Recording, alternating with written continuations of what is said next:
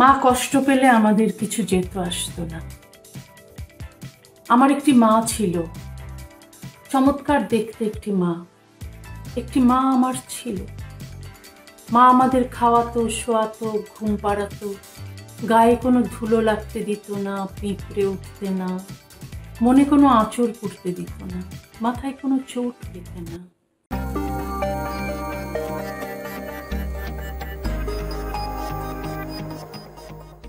তসলিমা নাসরিন বাংলাদেশের একজন সাহিত্যিক ও চিকিৎসক।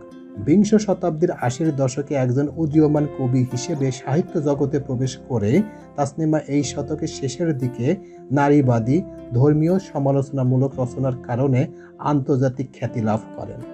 তিনি তার রচনা ও ভাষণের মাধ্যমে লিঙ্গ সমতা, মুক্ত চিন্তা, নাস্তিকবাদ এবং ধর্মবিরোধী উগ্র মতবাদ প্রচার করায় ধর্মীয় মৌলবাদী গোষ্ঠীদের রোষানলে পড়েন ও তাদের নিকট হতে হত্যার হুমকি পেতে থাকায় ১৯৯৪ সালে বাংলাদেশ ত্যাগ করে বিশ্বের বিভিন্ন দেশে বসবাস করতে বাধ্য হন।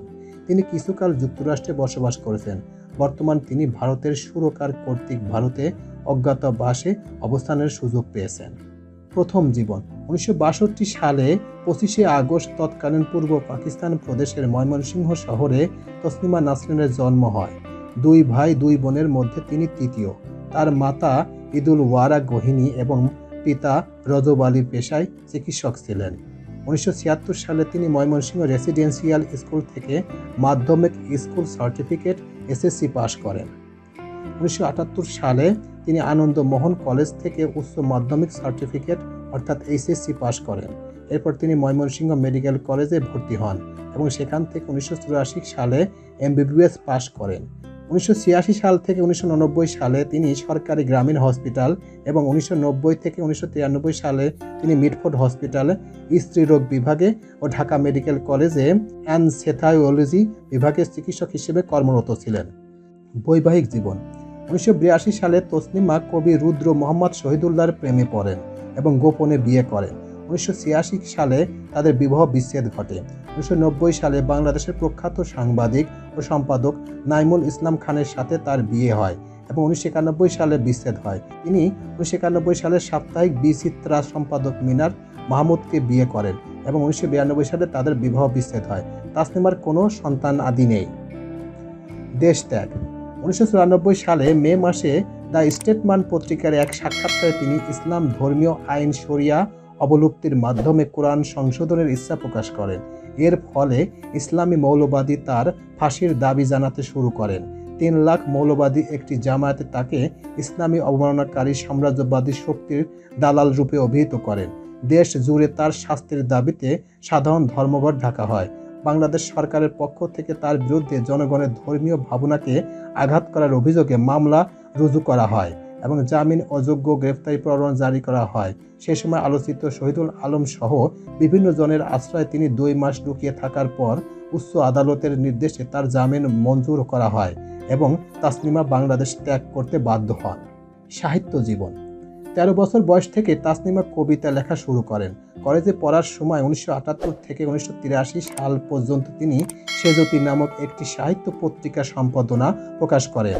১৯৭৫ সালে তিনি বিভিন্ন পত্র-পত্রিকা তসলিমার কবিতা প্রকাশিত হয়। ১৯৮৬ সালে শিকরের বিলুপ্ত ক্ষুধা নামক তার প্রথম কবিতার সঞ্চালন প্রকাশিত হয়। ১৯৮৯ সালে নির্বাসিত বাহির অন্তরে ১৯৯০ সালে আমার কিছু যায় আসে না কাব্যগ্রন্থগুলি তিনি প্রকাশ করেন। এই সময় তিনি তসলিমা ঢাকা হতে প্রকাশিত নাইমুল ইসলাম খান দ্বারা সম্পাদিত কাগজের রাজনৈতিক সাপ্তাহিক নারী অধিকার বিষয়ে লেখা শুরু করেন। তার কাব্যগ্রন্থ, সংবাদপত্র, কালামে নারীদের প্রতি মুসলিম মৌলবাদীদের শোষণের কথা লেখায় ১৯৯০ সালে বাংলাদেশের মৌলবাদীরা তার বিরুদ্ধে ভাঙচুর করেন এবং বিভিন্নভাবে হত্যার হুমকি দেন। নির্বাসিত জীবন বাংলাদেশ থেকে নির্বাসিত হওয়ার পর তিনি ১৯৯৪ সালে সুইডেন, ১৯৯৫-৯৬ সালে জার্মানিতে বসবাস করেন। ১৯৯৬ সালে তিনি সুইডেনে ফিরে গেলে রাজনৈতিক নির্বাসিত হিসেবে জাতিসংঘের ভ্রমণ নথি লাভ করেন। এ সময় তিনি সুইডেনের নাগরিকত্ব লাভ করেন। সুইডিশ কর্তৃপক্ষের নিকটে তার বাংলাদেশের পাসপোর্ট জমা দেন। 1999 সালে তিনি মার্কিন যুক্তরাষ্ট্রে বসবাস করেন।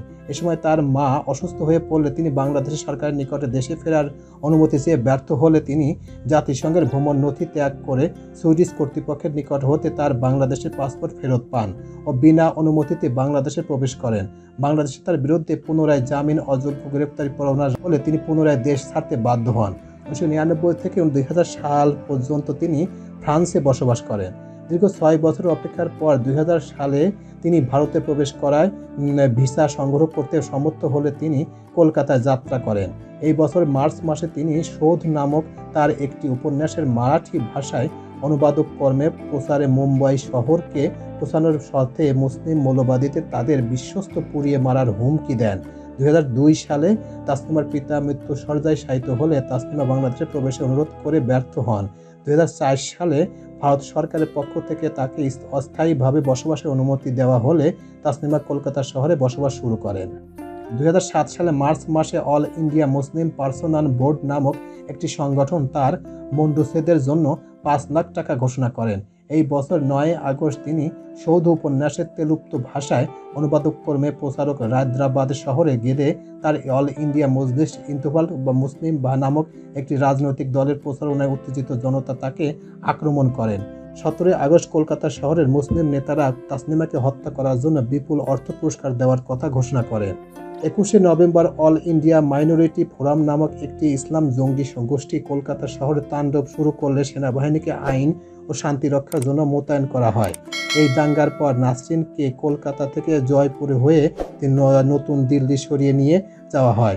ভারত সরকার তাকে পরবর্তী 7 মাস একটি অজ্ঞাত স্থানে গৃহবন্দী করে রাখে।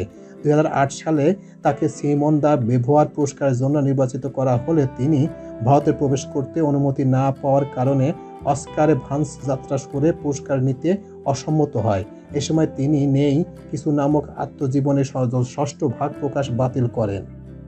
2015 খ্রিস্টাব্দে আল কায়েদার সঙ্গে যুক্ত মৌলবাদী তার প্রাণনাশের হুমকি দিলে সেন্টার ফর ইকুইরিয়ার তাকে ওই বছর 27 মার্চ মার্কিন যুক্তরাষ্ট্রে যেতে সহায়তা করে এবং তার খাদ্য বাসস্থান নিরাপত্তা নিশ্চিত করে। নির্বাসিত হওয়ার পর তাসনিমা নাসরিন ভারতে থাকাকালীন সময়ে প্রথম বাংলাদেশি হিসেবে জনপ্রিয় টেলিভিশন শো বিগ বস এর 8-এ আমন্ত্রণ পান। তিনি সেখানে আমন্ত্রণে প্রত্যাখ্যান করেন। প্রিয় ভিউয়ার্স, আমার এই তথ্যগুলো যদি আপনাদের একটুখানি ভালো লেগে থাকে তাহলে অবশ্যই লাইক, কমেন্ট, শেয়ার করবেন এই ভিডিওটি। আর যারা এখন এই চ্যানেলটি সাবস্ক্রাইব করেন নাই তাদের প্রতি রিকোয়েস্ট হলো চ্যানেলটি অবশ্যই সাবস্ক্রাইব করবেন। তো আজকে এই পর্যন্তই, সবাইকে ধন্যবাদ জানিয়ে এখানেই শেষ করছি। আল্লাহ হাফেজ।